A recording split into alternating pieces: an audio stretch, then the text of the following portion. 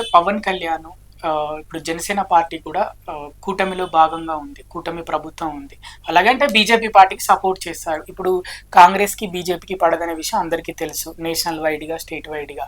అందుకే పవన్ కళ్యాణ్ బీజేపీకి సపోర్ట్ చేస్తాడు కాబట్టే ఈ విధంగా కాంగ్రెస్ నాయకులు ఈ విషయంలో పవన్ కళ్యాణ్‌ని విమర్శిస్తున్నారని మీరు భావిస్తున్నారా? 100% ఎందుకంటే మేము ఎన్డీఏలో భాగస్వాములుగా ఉన్నాము. అటు టీడీపీ, జనసేన, బీజేపీ. ఆల్రెడీ మేము ఆంధ్రప్రదేశ్ లో ముఖ్యమంత్రి గారు అధికారంలో ఉన్నాం. ప్రజలకు కూడా మంచి పనులు చేస్తున్నాం. అదే విధంగా ఎన్డీఏలో కూడా మేము భాగస్వాములు. ఎన్డీఏ అక్కడ కేంద్రంలో మా వంతు సహకారం, మాకు 2 ఎంపీలు ఉన్నాయి, మిగతా టీడీపీకి ఎంపీలు ఉన్నాయి. ఆ సపోర్ట్ తోటి ఇవాళ భారతదేశం ఎంత అభివృద్ధి చెందుతుందో మనకు తెలిసిన విషయం.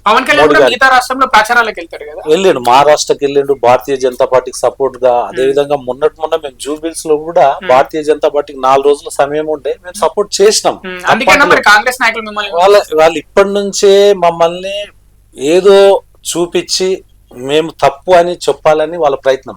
అంటే జనసేన పార్టీ అధ్యక్షులు వారు ఇట్లా అన్నారు, ఇక్కడ ఓట్లు ఎట్లా అడుగుతారని చెప్పడానికి ఇది ముందే స్ట్రాటజీగా చేస్తారని మాకు అనుమానం ఉంది. ఎందుకంటే ఆయన అన్న వారం తర్వాత వీళ్ళు స్పందించడం స్టార్ట్ పెట్టారు.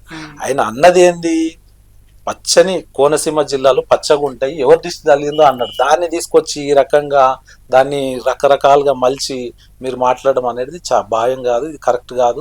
ఎందుకంటే సమాజంలో మనం బాధ్యత గల వ్యక్తులం, ఒక బాధ్యత గల పదవిలో ఉండి కూడా ఈ రకంగా మాట్లాడితే సమాజానికి అన్ని తెలుసు, ప్రజలకు అన్ని తెలుసు. ప్రజలు ఇబ్బందుల గురించి మనం మాట్లాడితే బాగుంటది, వాళ్ళకి ఏం కావాలని మనం పనులు చేస్తే బాగుంటది. కానీ ఈ యొక్క అంశాలను తీసుకొని రెచ్చగొట్టే విధంగా మాట్లాడితే మాత్రం బాగుంటదని మీ ద్వారా తెలియజేస్తున్నాను.